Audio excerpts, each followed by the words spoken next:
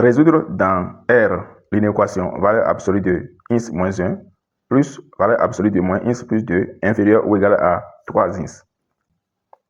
Alors, comment s'y prendre avec plus de justesse?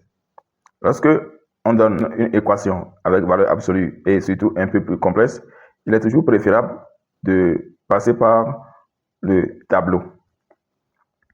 Alors, pour cela, nous allons chercher le signe du contenu des valeurs absolues. Donc, posons ins moins 1 est égal à 0, ce qui nous renvoie à tirer le ins qui donne ins est égal à 1.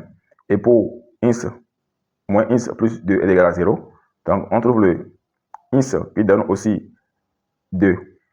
Nous pouvons rapidement faire le tableau, d'accord? Et ici, on a ins, et puis on a 2 racines 1 et 2.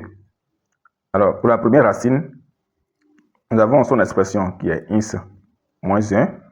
Alors, c'est le signe de ins moins 1 que nous voulons étudier, mais je préfère en même temps mettre la valeur absolue. Valeur absolue de ins moins 1 qui s'annule aussi en 1. C'est le signe de moins a avant la racine. Comme son signe c'est plus, donc le moins plus va donner moins. D'accord? Moins ins. Et au milieu là, ça va être moins. Fois moins, ça va être plus. Et donc le signe de a après la racine, donc je vais reprendre exactement ce qui est là. Voilà, absolue de moins ins plus 2.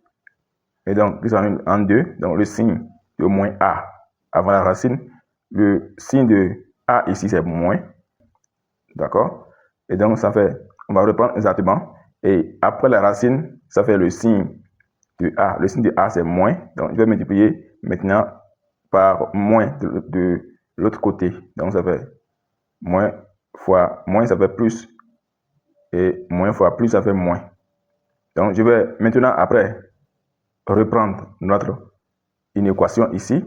Valeur absolue de ins moins 1 plus valeur absolue de moins ins plus 2 inférieur ou égal à 3 ins.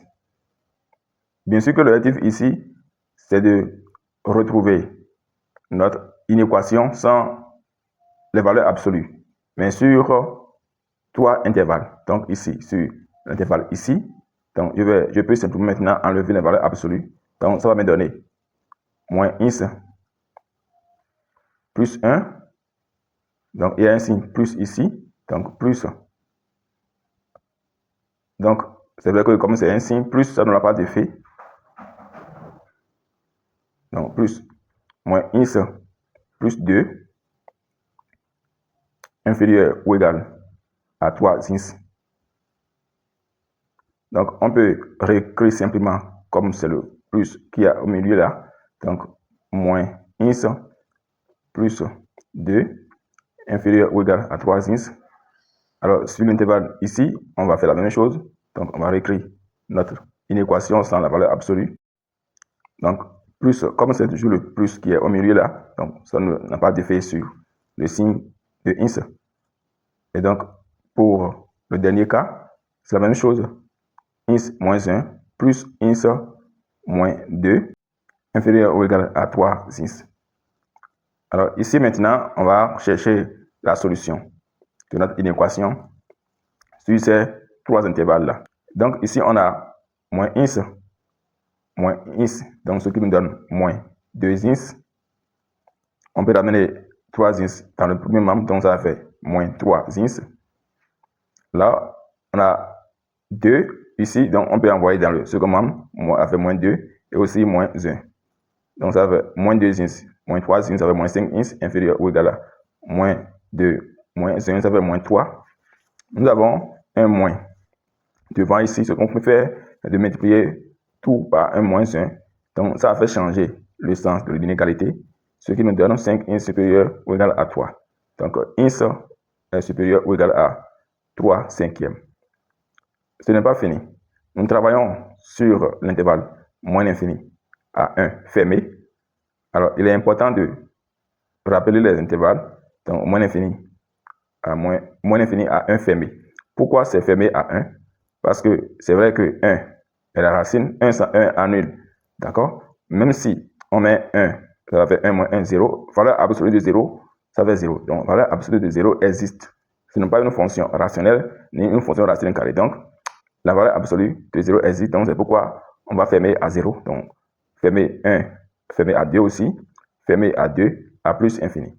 Donc, c'est très important si vous travaillez avec la valeur absolue dans ce tableau, de faire beaucoup attention. Et donc, on travaille sur l'intervalle moins l'infini à 1. Donc, 1 est à quelque part là. Donc, 1 à moins l'infini. Alors que nous trouvons une réponse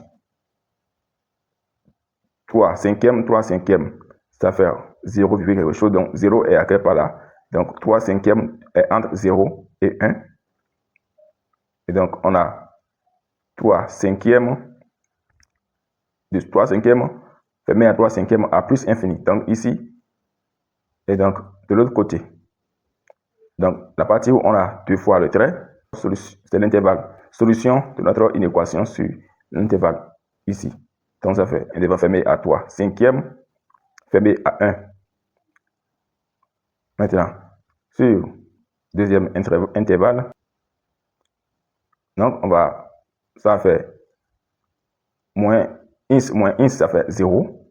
D'accord? Donc, les ins se simplifient ici, dans le premier membre. Donc, on a après moins 1 plus 2. Donc, ça fait 1 inférieur ou égal à 3 ins. Ce qui équivaut à écrire aussi que ça fait 3 ins supérieur ou égal à 1. Il revient simplement de tirer le ins. Le ins, ici, est supérieur ou égal à 1 tiers.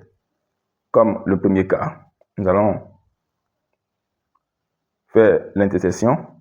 Donc, on travaille sur 1 intervalle 1 à 2. D'accord?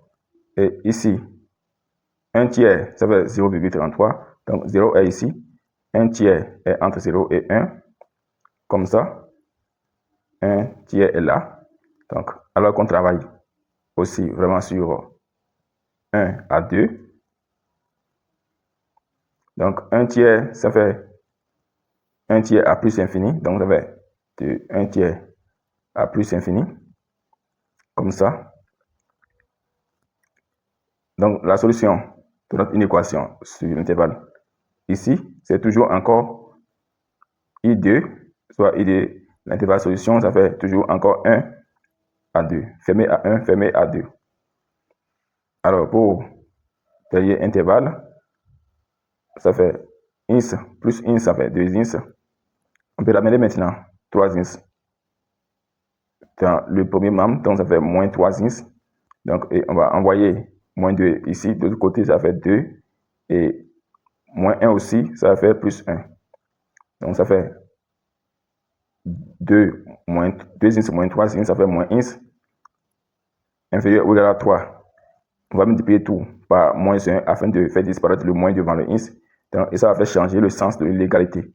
Donc, ça fait ins supérieur ou égal à moins 3. Toujours comme les deux premiers cas, on va faire l'intersection. Alors qu'on travaille sur l'intervalle 2 à plus infini, moins 3. Moins 3 est à quelque part ici, 0 est là, et donc et moins 3 est là. De moins 3 à plus infini, donc moins 3 à plus infini, qui passe par quelque part là. Donc la partie, l'ensemble solution, là où on a 2 fois le trait, c'est toujours encore I3 égale à 2 plus infini. Donc ce qui reste maintenant, c'est de faire l'union de ces trois intervalles-là. Donc soit R est l'ensemble solution de notre inéquation. Donc ça fait I1 qui est fermé à 3, cinquième fermé à 1, union I2 fermé à 1, fermé à 2, union I3 fermé à 2, à plus infini.